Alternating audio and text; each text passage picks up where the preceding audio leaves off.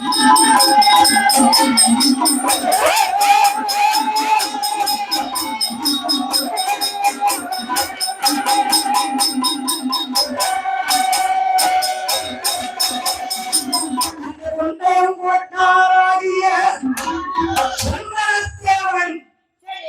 வீர மரத்தியை திருப்பூட்டினார்.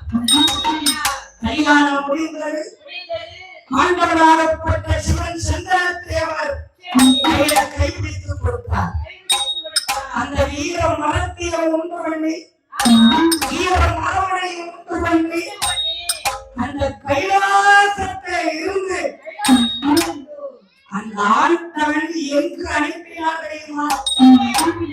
அந்த சந்தன தேவரையும் அந்த வீர மரத்தையும் ஐயா சந்தன தேவா இன்றையில இருந்து கொண்டையம் கோட்டான் சிவவீர படத்தலைவர் அந்த ஈடுபடத்தை நான் பேர் வைக்கிறேன்.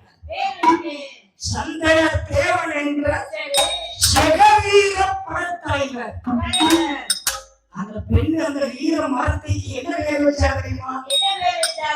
நீ கொண்டையம் போட்டான் மரவனுக்கு நீ மாலையிட்டவள், உனக்கு சிவவீர படத்தலைவர் மனைவி சேக்கொடி பெரிய நாச்சியார் என்று அவளுக்கு பேர் வச்சார்.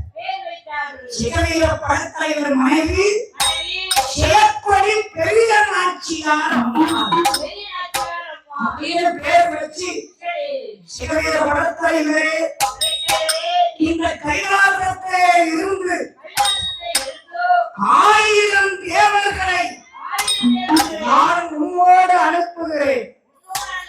நீர் கைலாசத்தை இருந்து 1000 வீர மரவர் படை தலைவரோடு ஆப்பநாடு கீழிலே போய் இந்த உலகத்திலே தேவமாரி என்ற சாதியை வழிய பார்க்க வேண்டும்.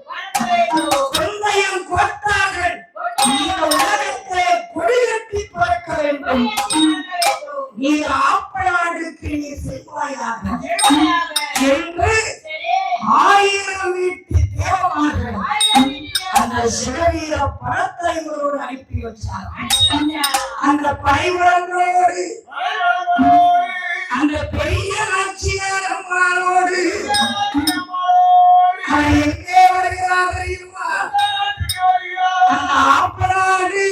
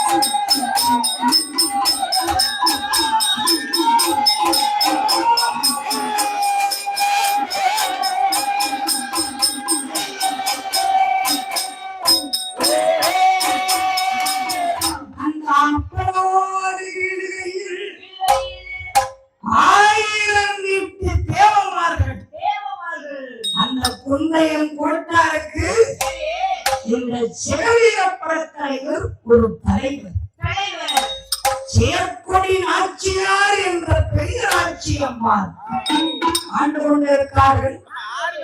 அந்த ஆப்பநாட்டு கீழையில் சிறவீர பட தலைவர் பேரை சொன்னார் காலம் மறக்காது.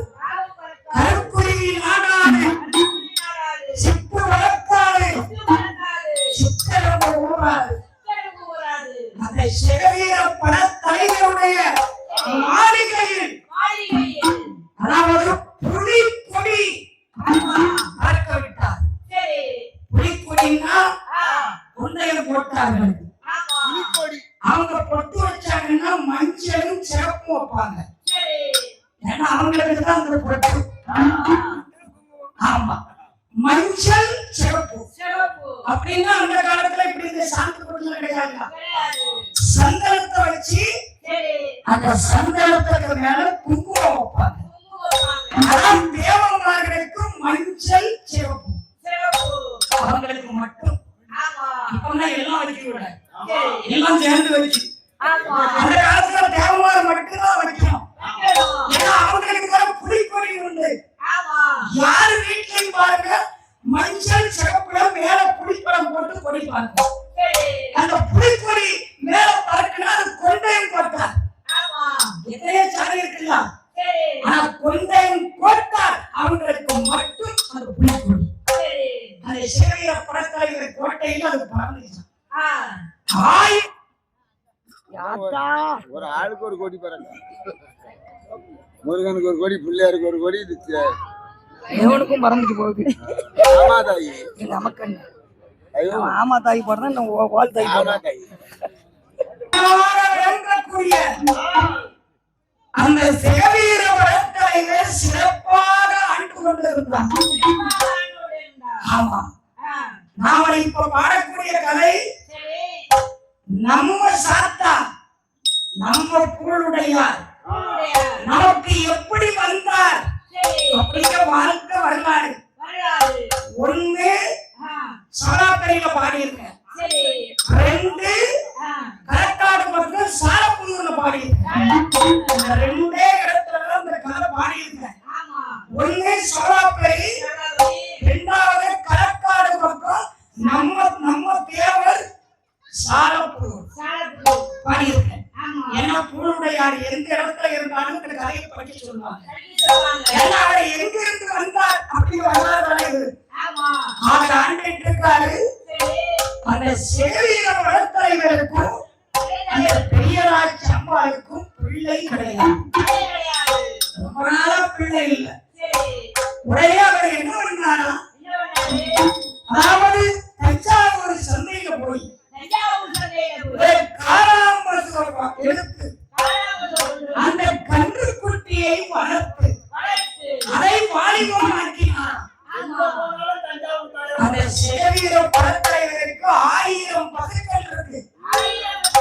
அந்த 1000 பசுக்களும் மலனாகவே இருந்துச்சு. அதனால இந்த காராம் பசு வளர்ந்து வாலிபமாயிடுச்சு. அந்த காராம் பசு அதாவது சிலையாகி ஒரு அற்புதமான ஒரு கன்று குட்டியை அந்த காராம் பசு ஈண்டுச்சான்.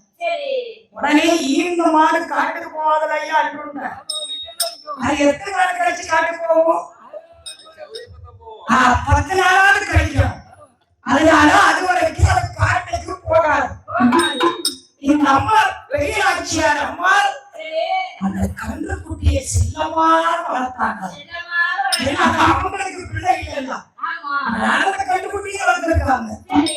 உடனே அந்த 1000 பசுக்களையும் இந்த காரா பசுவை மேய்ப்பதற்கு ஒரு மாடு மேய்ப்பாரு, அதாவது முத்துக்கவுண்டன் என்ற மாடு மேய்ப்பாரு.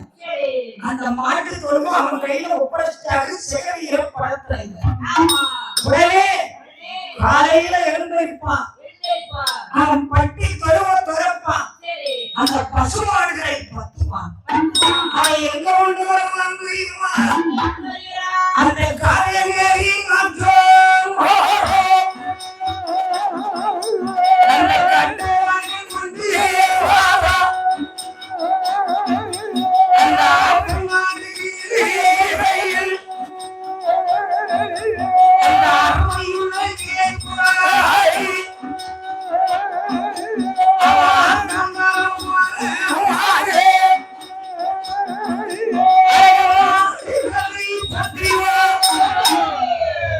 அந்த மாடுகளை பற்றி வருகிறான். அந்த காவேரி ஆற்றங்கரை அந்த மாடுகளை பற்றி கொண்டு 17வது நாள் அந்த காராம் பசு வீட்டை விட்டு வரும். அந்த பசுக்களோட பதிவா அந்த காவேரி ஆற்றங்கரையில் வந்து மலையிலே மாடுகளை மேய்த்து அந்த காவேரி ஆற்றங்கரையிலே ஒரு மரத்தடியிலே அந்த மாடுகளை சாய்த்தான். ஏன்னா எந்த தொழிலா இருந்தாலும் 1 மணி நேரம் லீவு கொடுக்கணும். ஒண்ணு இல்ல 1 விட்டு 2, 2 விட்டு இல்ல 3. ஆமா, எப்படி 1 மணி நேரம் சாப்பிட்டு செத்து படுத்து செத்தா அது வந்து அதனால அப்படி கொடுப்பார்கள். அந்த மாடு கைப்பாரையும் அந்த மரத்துல மாடுகளை சேர்த்து விட்டு அவன் அழகா தூங்கிட்டு 17வது நாள் அந்த காராம் பசு காட்டுக்கு வந்திருக்கு.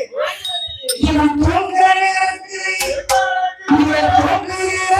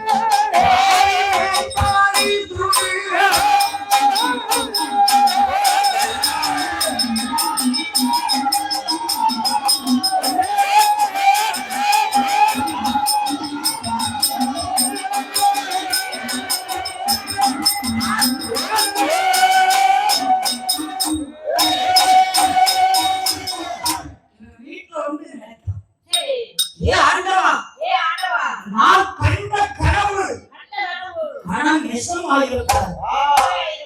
அப்படி ஒரு நெசம் நடந்தார். எங்க ஐயா குந்தையன் கோட்டான் மரவர் சேவையில படத்தலைவர் என்ன வெட்டி போட்டுருவார். அதே கடவுளை கும்பிடான். அவன் என்ன கனவு கண்டான் மறுநாள் அதே மாதிரி மாடுகளை பத்திட்டு வா. அது ராத்திரி கண்டா மறந்து போ, பகல்ல கண்டா பறிச்சுடுமா? அப்படியா? ஆமா தாயி. ஆறு மாடுகளை பத்தி வாரா. அந்த காலையில ஆத்தாங்கரையில எப்பொழுது போனாங்க மயில நேர்த்து ஆத்தாங்கரையில தண்ணியை காட்டி ஆமா நம்ம அம்மா பட்டியம்மா வந்தது உப்பாச்சாங்க. ஆத்தா கேட்கிறாளே அடிக்காரி அம்மா இருந்தது உப்பாச்சாங்க. இது காவேரி ஆறு, காரம் பறக்காத காவேரி ஆறு. அந்த ஆத்துல காக்கா பறக்கலாம். காரணம் என்ன தெரியுமா? காரம் பறக்காத காவேரி ஆறு.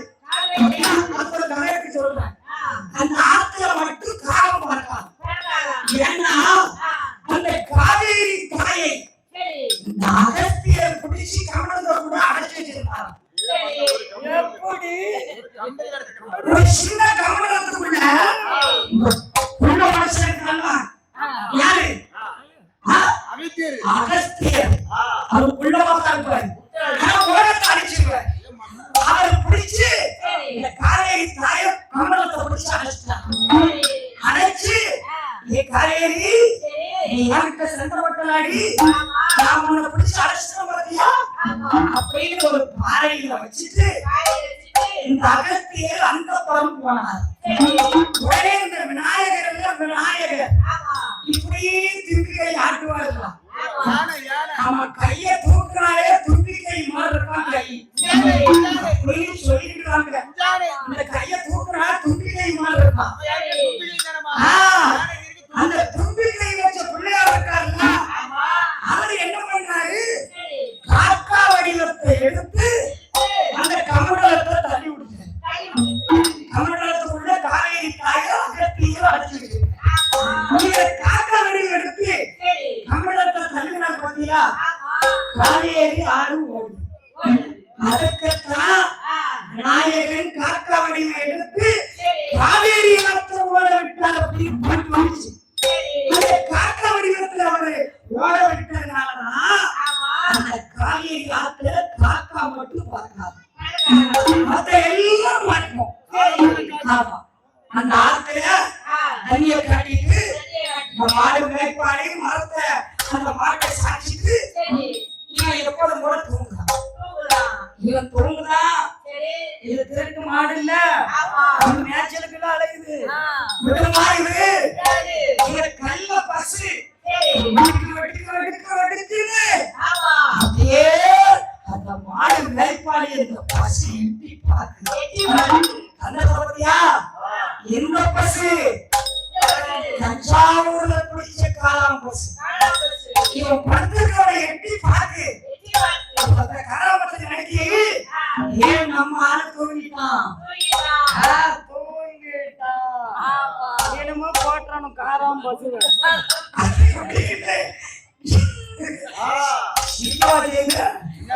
காராமத்தை நினைக்கி பாட்டிக்காரன் தூங்கிட்டான். வேற தூக்கம் வரலாம் போறீங்க போடுச்சா? தூக்கம் வர போட்டா தூக்கம் வரும். அங்க என்னாச்சு? பாடி தூங்கியாச்சு. திருட்டு பசு என்ன தெரியுமா? பாலாப்புற பசு உயர்ந்த மலையில ஒத்த புள்ளியில அவர் பாட்டை போட்டு குடி இருக்கிறவன் அப்ப அங்க கலந்தா தலை இவர் வருவாரு. அது எங்க அது இடத்திற்கு பிரியா